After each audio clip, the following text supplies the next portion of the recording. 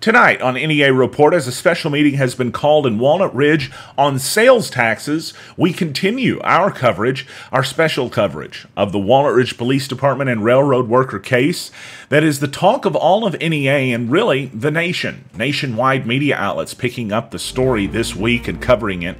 And this week and tonight, we will continue advancing the story as we show you for the first time ever Mercado's version of events from the police report. You're not going to believe how this sometimes contradicts what we will see again with our own eyes in the video. Plus, as we FOIA'd some emails that were internally in the city of Walnut Ridge, we learned that a FOIA was lost in the mail that was handled by Ryan.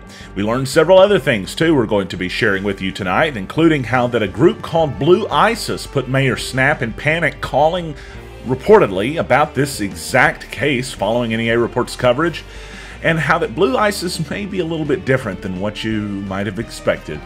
That as we keep track of severe weather rolling into NEA. It's all next on NEA Report.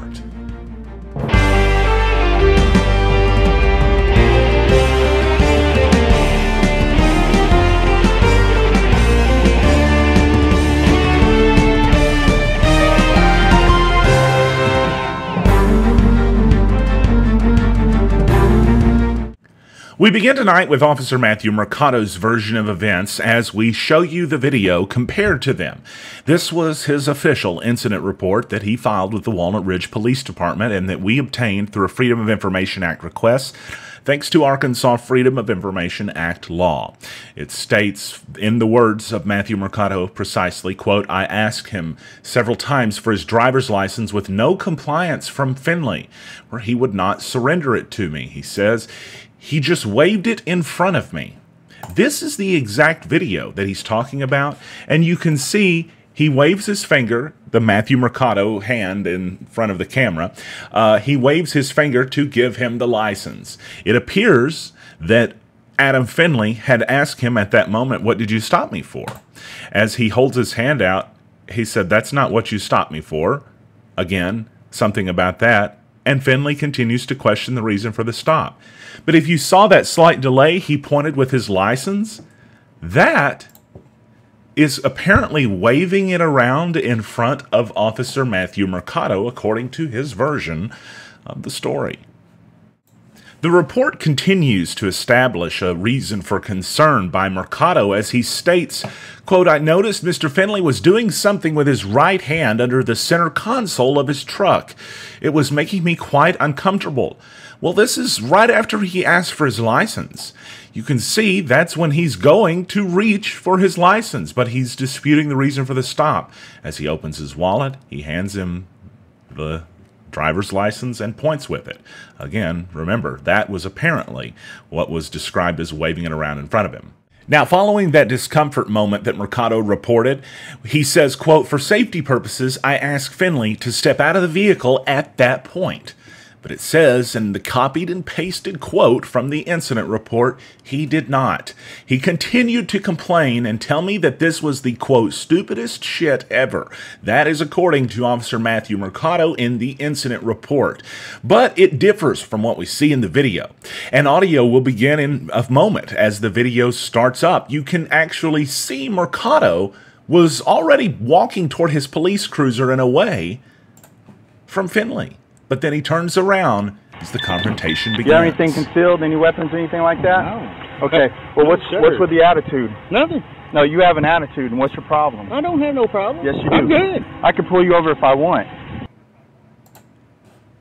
I want to show you an important moment in the video, too. As the officer is aimed toward his patrol cruiser, which is typically where an officer would go at this point, you know, to actually run the guy's ID, check him for any warrants, and do the traffic stop thing, the officer turns around. That's what I told you a second ago, but you're going to see the officer's hand come up over the camera. Now, here's why the audio only begins at that moment. It's because that is when the officer turns the camera on, right there. And as soon as he does, audio begins. It begins with that two-tone beep you always hear throughout the audio recordings of police cameras. That's when the officer felt like the situation needed to be recorded.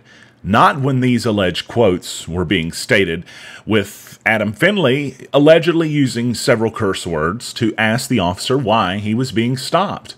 The question has to be asked if the officer was being cursed at from the moment he walked up to the window, feeling uncomfortable with Adam Finley in the video apparently making him uncomfortable by reaching around, even though it was under Mercado's direction. If all of that was truthful, why did Mercado not turn his camera on until after he turned around from his police cruiser to face the railroad worker as the confrontation began? Now back to the incident report. I saw no weapons, Mercado wrote. It says, for safety purposes, I also informed Mr. Finley that if he got close to me again, he was going to have problems. And that's correct. He did tell him that in the video, even though it seemed to alarm Finley. Finley stepped away, and I then asked him why he had an attitude problem. Again, this is correct based on the video that we're about to show you, but it begins to change after he says that Finley said, I just wanted to know why you pulled me over.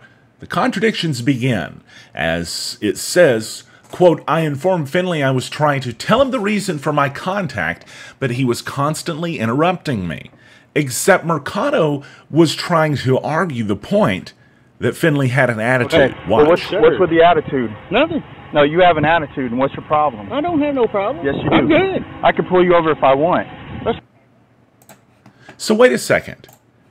The report says he said, I just want to know why you pulled me over. But Finley never even pressed the issue there regarding that. He says, I'm good. Nothing. And he lets Mercado continue talking, even though it says Finley was trying to constantly interrupt me. Well, what's with the attitude? Nothing. No, you have an attitude, and what's your problem? I don't have no problem. Yes, you do. I'm good. I can pull you over if I want. That's fine. Because I have a right to ask you what you're doing over there. Yeah, I work for him. Okay, it didn't look like you were working. Step back from me some, too. Oh. You get up on me again, we're going to have problems. I'm glad you think this is a joke, sir. I work for him. We pick up next with Mercado reporting that Finley, as we saw just in the clip, told him that he was working. Mercado said, I asked him if he was working for the railroad company. Why wasn't he in a marked vehicle? But look at this. It says, quote, he looked down and began to make gestures with his hands, like he was trying to calm himself. That's not what happened. I'm good. I can pull you over if I want. The video clearly shows Finley put his hands down as he's getting nervous at Mercado escalating the situation. His hands are shaking. You get up on me again, we're going to have Watch. problems. I'm glad you think this is a joke, sir. I work for him. What were you doing over there? And why aren't you in a marked vehicle? At this point in Officer Matthew Mercado's report, it's clear he's operating in an alternate universe or an alternate timeline from the one of the video that we've all perceived and seen at this point, as his version of events has a stark contrast with the ones we saw and see take place. He continues saying, quote, Finley continuously failed to comply with my orders. Keep those bold words in mind. It also says, at that time, or it actually just said at that in the report, I decided to detain Finley for obstructing a governmental operation. I then told Finley to place his hands behind his back. At that moment, Finley failed to submit to arrest and continued to talk loud in an aggressive manner. Remember, he says he continuously failed to comply with my orders. There's no order given prior to when the officer says turn around and put your hands behind your back. You can see that clearly right here. But I didn't see you doing no work over there. And You then want to go back over there and open the door? You're going to put your hands behind your back. I ain't Right now, You can clearly hear Finley say, I ain't done nothing.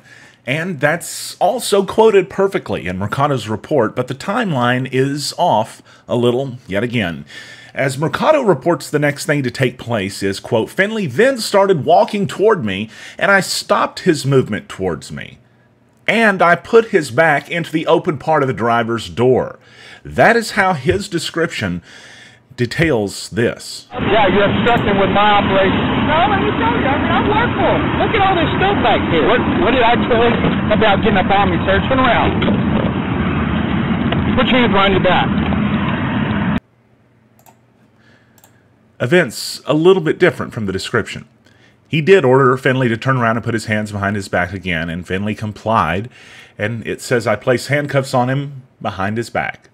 But it says Finley continued to argue and state, I ain't done nothing. That was before the handcuffs were put on him that he said that quote. We saw it clearly as day as we continue to play the video from that point to see if any argument took place. You're about ignorant.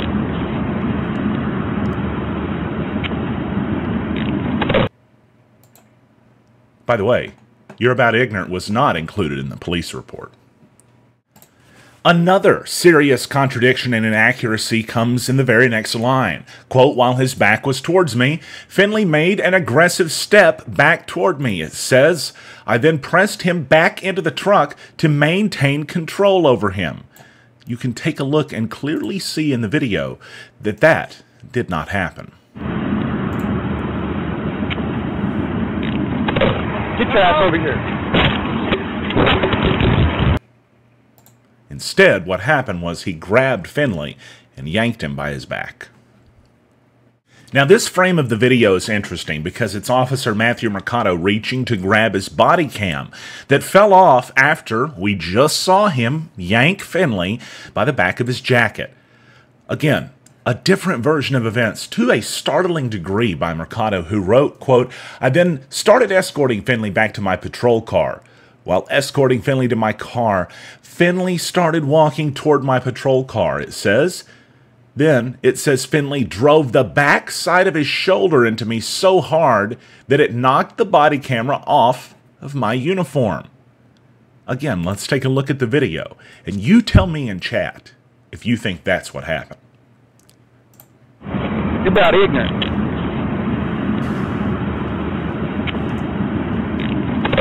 Get your ass over here.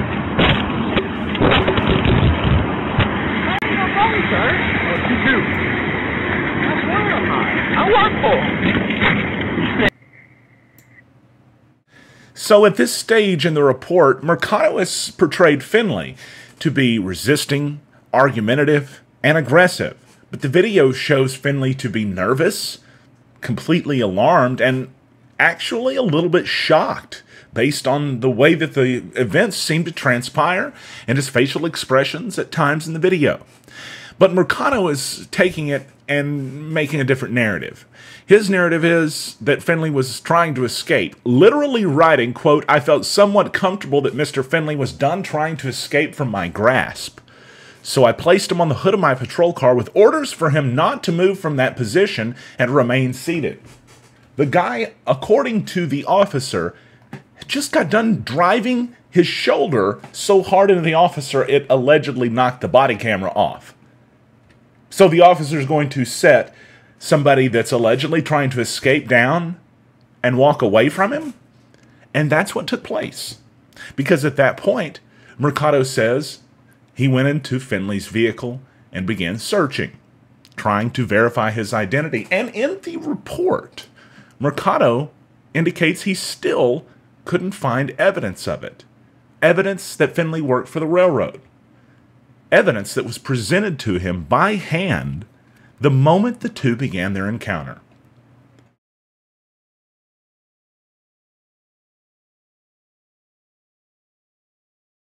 So the majority of the report, which is the main part of the interaction, we've already covered. There's some other stuff where Mercado goes and searches the vehicle and comes back, but it ends with this. Quote, I exited my patrol car and began another conversation with Finley about the nature of my contact with him, his infractions, and the fact that I could take him to jail for obstructing with governmental operations and assaulting a peace officer. That's where the encounter ends, with the officer letting someone go who apparently did all of those things we just told you about, including driving his shoulder into the officer. According to Mercado, even with all of that, that was enough to let someone go, at least until they filed a complaint against the officer.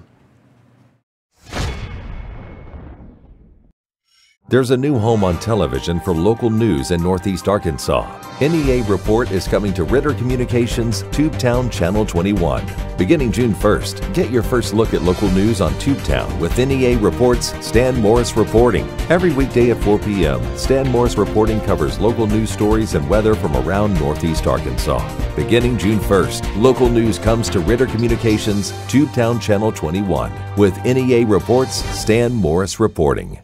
What a great day it is in Craighead County.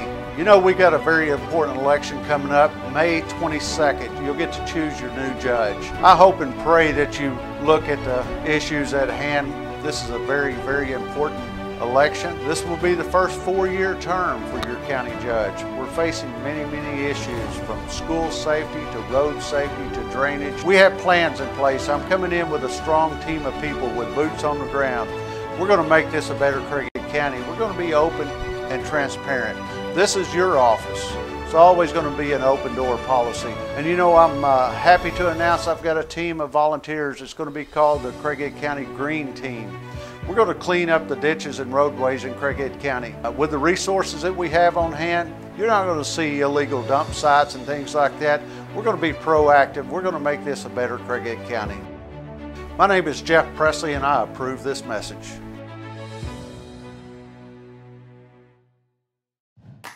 Haley Norris, Realtor. Should I make my hair go like this? Whether you need to buy, sell, or lease. Haley, can I use my hands? Or is that, where are my hands? Where do they go? Just say, Haley. Just say Haley. Whether you need my expertise. Haley Norris, Realtor. Or even do a commercial lease. Haley Norris, Realtor. Should I say Remax Real Estate Center or no? Is that too salesy? No, that's good. My average days on market is just 50 days. You need my expertise. And that means I'm putting more money back in your pocket.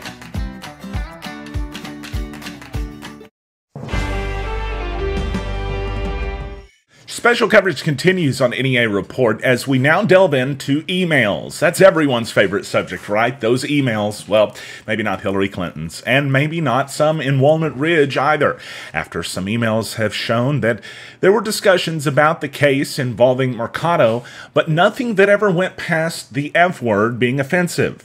And that is from Walnut Ridge Mayor Charles Snapp, who sent out several emails that we're going to go through right now. Some of these may have meaning, others may be meaningless. You may draw meaning from some that we don't necessarily see a meaning behind. The idea here is just to give you as much information so that if there is something to put together, you have it. But if there's not, then you know everything that we know, and, well, you can't say that we're not covering it, right? So one of the emails begins with this. This is from Walnut Ridge Mayor Charles Snapp to City Attorney Nancy Hall. Quote, "This is a copy of the email I sent Kirksey after we watched the footage and discussed the stop in question. This does reflect that part of my request on the complaint, again, for the record." And what he's talking about is his decision to make this policy change in light of the video that we've just spent the first half of the show showing you. It was sent to, according to the email sent to Chief Chris Kirksey, it says, quote, "I would also appreciate," and we don't know what the first statement was before that also. No emails have shown that, so perhaps a verbal conversation. It says, quote, "I would also appreciate you informing everyone that the F-bomb is not acceptable, and from the first day of January will not be acceptable language for and," it says, "employee of the city while on duty." Again, just to reiterate, there was his takeaway from the video, at least based on what we have in official documents, which show his reaction to the complaint. He also said that in an email to Chris Kirksey, this was after the new year, of course after the incident, "I have the complaint the man left in my office. We need to see if it needs submitted with the FOIA you received yesterday." Now, something interesting, something that may have no meaning behind it whatsoever, or something that might, but again, we thought it was part of the story and worthy to tell you about. It says it's an email from a legal assistant for a law firm, and it's sent to City Attorney Nancy Hall. It says, quote, Unfortunately, we've not received the package from your office containing the documents and disks you had put together on behalf of the Walnut Ridge Police Department. Attaching a copy of our original request dated January 4th, 2017. Just so you know, for those of you not familiar with FOIA law, 3 business days is generally the limit on how long a city has to put together FOIA requests, and that's the limit. That's the north end of it. This was sent, just in regards to what it doesn't show it on the screen, but it was sent some 20 days later. Now, this was an email that City Attorney Nancy Hall forwarded to several different city contacts in response to that. Quote, I sent the FOIA with the CD to Deacon Law Firm via first-class mail. I know it went to the post office and into the hand of the postal worker because Ryan had to come back and get 1 extra stamp because the postage amount was wrong. They then go on to put together another FOIA, but there was some information that was asked to be left off of it, redacted information, and also civil documents that were for some reason included in the Freedom of Information Act request pertaining to Finley. We're talking about his different records from different cases that have nothing to do with this. Those were being sent out as well with the Freedom of Information Act requests. I know because I was on the receiving end of text I reported about here from the city attorney that threw Mr. Finley under the bus and described him as everything but being the devil.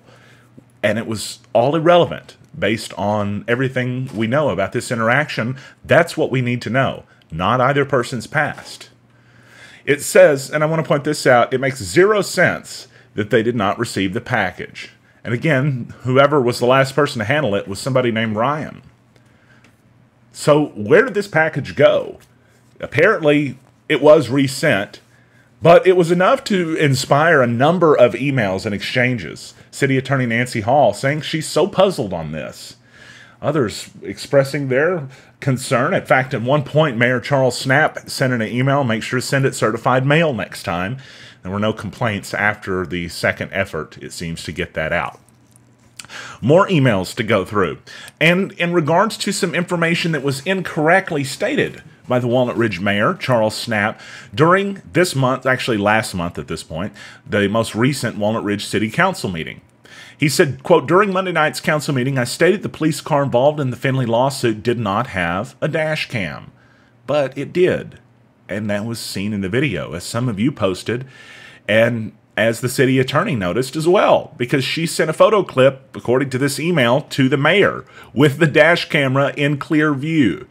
So Snap checked in again with Kirksey and asked, where is this video? And Chris Kirksey, it said the camera was outdated and the company could not get it downloaded because of changes in their software.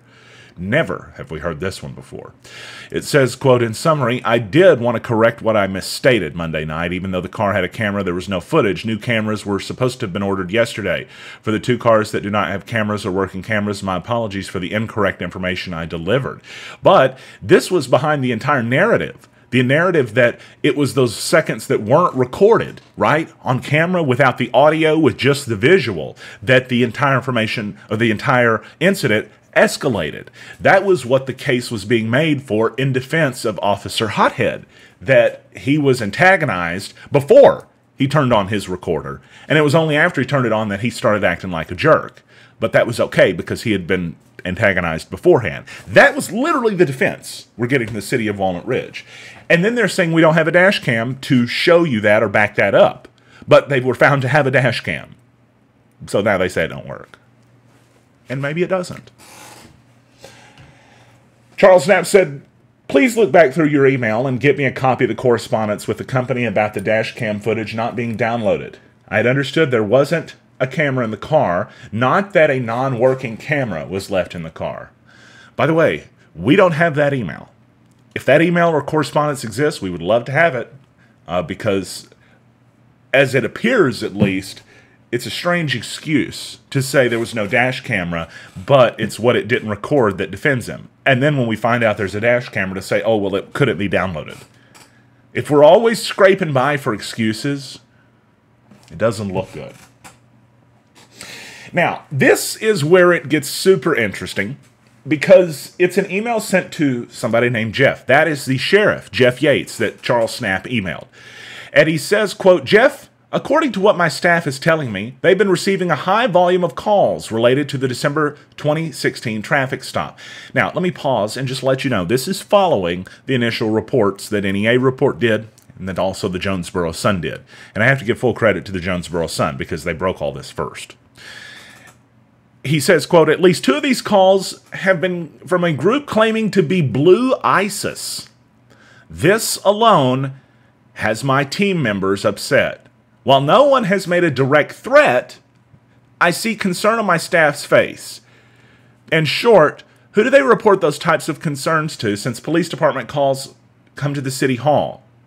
These ladies did not expect these responses when they hired on, and these girls have been blindsided by the calls. My staff is also concerned for the safety of our officers who still work for the city and your officers. I also understand the after-hours dispatch may have received call, it says. Feel free to call and give me a heads up, please. Charles Snapp, Mayor.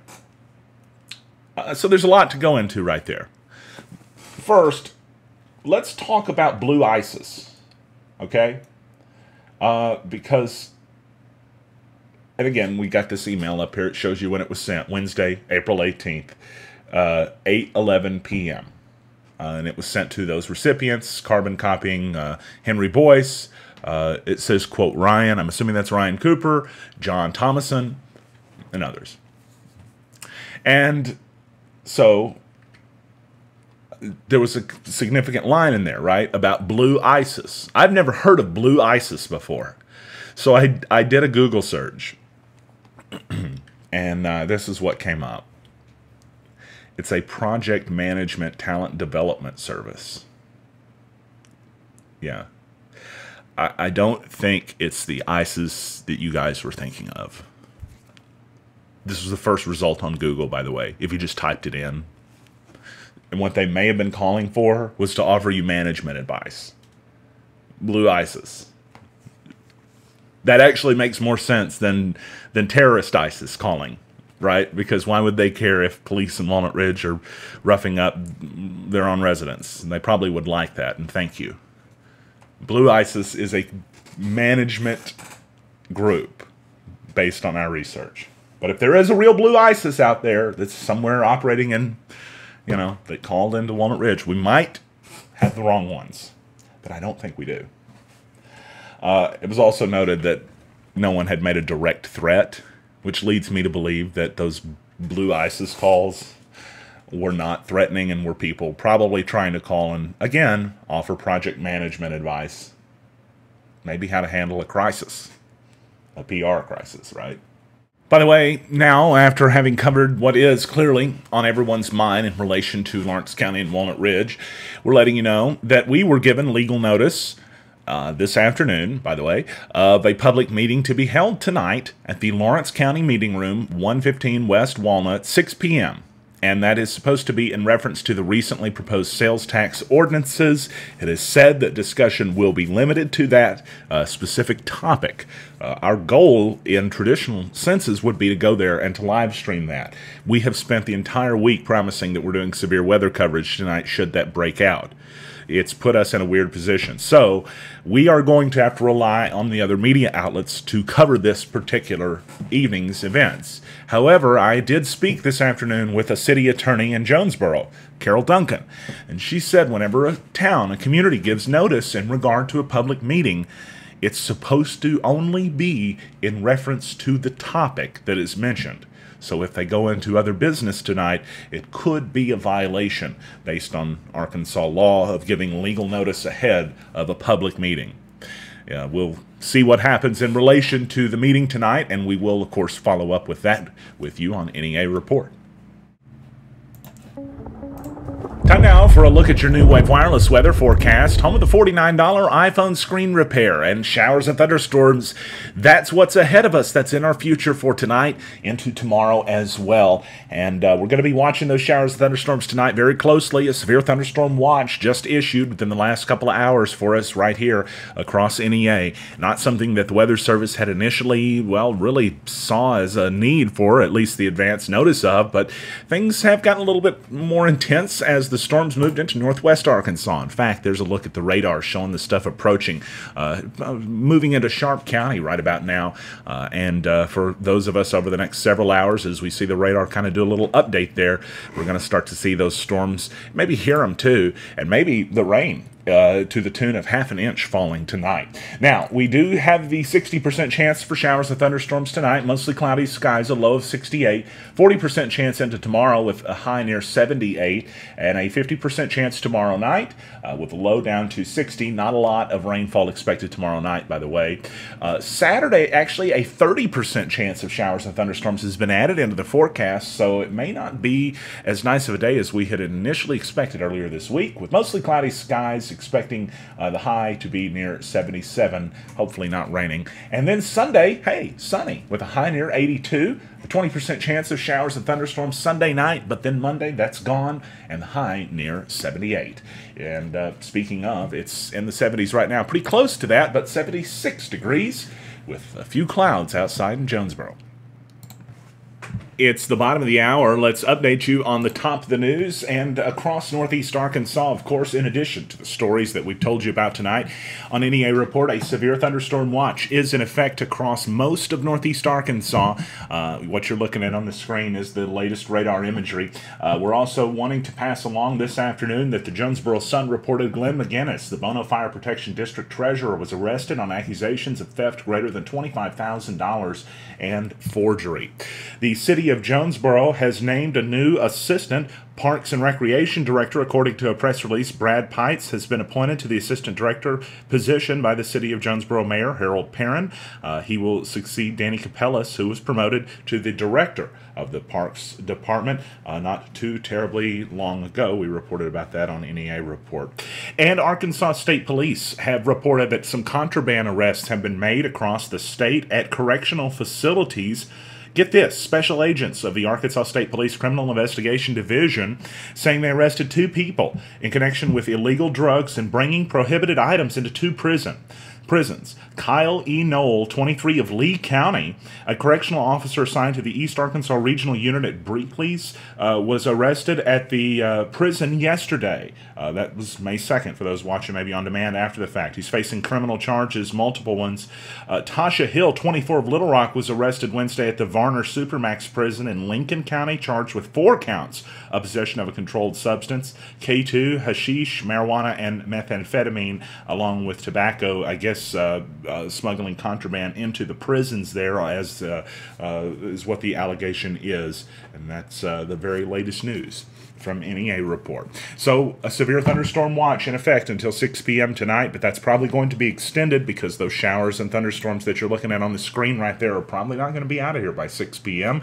But once the initial line gets past us, we're probably going to be, at least for the most part, in the clear. That's where it's entering right now in Independence County and White County, also into Jackson County here shortly. We got a little bit before we see the storm start to roll into Jonesboro, also a little bit before they roll into Lawrence County. We can see they're kind of moving into Sharp County right now with our friends up in Mammoth Spring. It looks like getting some showers and thunderstorms right about now, maybe some around Hardy as well. And if you're out and about and you get showers and thunderstorms, let us know what it looks like tonight. Don't forget to follow us for severe weather updates. We'll bring those to you as severe weather breaks out, if it breaks out. Hopefully it won't, and it'll just be kind of a rainy evening, and we can deal with that. But if anything worse comes around, NEA Report will pop in on your phone, Facebook notifications on, and you'll be sure to be up to date with all of Northeast Arkansas right here from all of us here at NEA Report. Thanks so much for tuning in tonight. I'm Stan Morris,